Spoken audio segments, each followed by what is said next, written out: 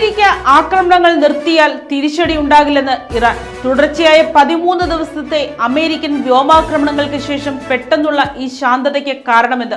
പശ്ചിമേഷ്യയിൽ സമാധാനത്തിന് വീണ്ടും വഴിതെളിയുമോ, അതോ ഇതൊരു തന്ത്രപരമായ പിന്മാറ്റമോ? അമേരിക്കൻ ഐക്യനാടുകൾ തങ്ങളുടെ വ്യോമാക്രമണങ്ങൾ നിർത്തിവെക്കുന്നിടത്തോളം കാലം മറുപടി ഉണ്ടാകില്ലെന്ന് ഇറാൻ വ്യക്തമാക്കി. ഹോർമുസ് കടലിടുക്കിലെ കപ്പലുകൾക്ക് നേരെയുണ്ടായ ഭീഷണികളെ തുടർന്ന് കഴിഞ്ഞ 2 ആഴ്ചയായി അമേരിക്ക ഇറാനിൽ തുടർച്ചയായി വ്യോമാക്രമണങ്ങൾ നടത്തിവരികയായിരുന്നു.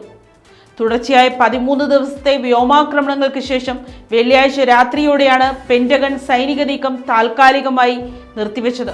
ശനി ഞായർ ദിവസങ്ങളിൽ അമേരിക്കൻ ആക്രമണങ്ങൾ ഉണ്ടായിട്ടില്ല.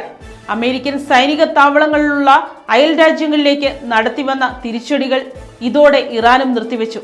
അമേരിക്ക ആക്രമണം നിർത്തിയാൽ ഇറാനും സൈനിക നീക്കങ്ങൾ അവസാനിപ്പിക്കും എന്ന സന്ദേശം അമേരിക്കയെ ഇതിനകം അറിയിച്ചിട്ടുണ്ടെന്ന് ഒരു മുതിർന്ന ഇറാൻ ഉദ്യോഗസ്ഥൻ വാർത്താ ഏജൻസിയോട് വ്യക്തമാക്കി. നയതന്ത്ര നീക്കങ്ങൾക്കും സമാധാന ചർച്ചകൾക്കും കൂടുതൽ സമയം അനുവദിക്കുന്നതിനാണ് പ്രസിഡന്റ് ഡൊണാൾഡ് ട്രംപ് ആക്രമണങ്ങൾ താൽക്കാലികമായി നിർത്തിവെച്ചതെന്ന് UN അംബാസഡർ മൈക്ക് വാട്സ് പറഞ്ഞു.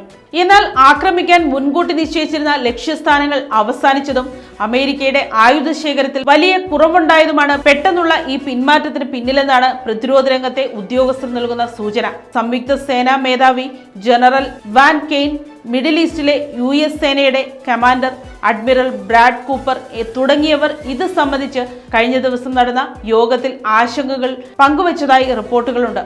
ഉപരാഷ്ട്രപതി JD വാൻസും തന്റെ വിയോജിപ്പ് പ്രകടിപ്പിച്ചിരുന്നു. അമേരിക്കയുടെ ഈ പിന്മാറ്റം കേവലം തന്ത്രപരമാണെന്നും ഇതിൽ വലിയ ആത്മാർത്ഥതയില്ലെന്നുമാണ് ഇറാൻ വിലയിരുത്തുന്നത്. അമേരിക്കയുടെ ഇത്തരം നീക്കങ്ങളെ സംശയത്തോടെ മാത്രമേ കാണാനാവൂ എന്ന് ഇറാൻ വൃത്തങ്ങൾ പറയുന്നു. ഇതിനിടെ രാജ്യത്തെ ജനങ്ങൾ വലിയ ആശങ്കയിലാണെന്ന് ഇറാൻ പൗരന്മാർ പ്രതികരിക്കുന്നു. യുദ്ധം അവസാനിപ്പിക്കുകയോ അല്ലെങ്കിൽ കൃത്യമായ തീരുമാനമെടുക്കുകയോ ചെയ്യാതെയുള്ള അമേരിക്കയുടെ ഈ നീക്കങ്ങൾ ജനങ്ങളെ അക്ഷരാർത്ഥത്തിൽ ദുരിതത്തിലാക്കിയിരിക്കുകയാണ്.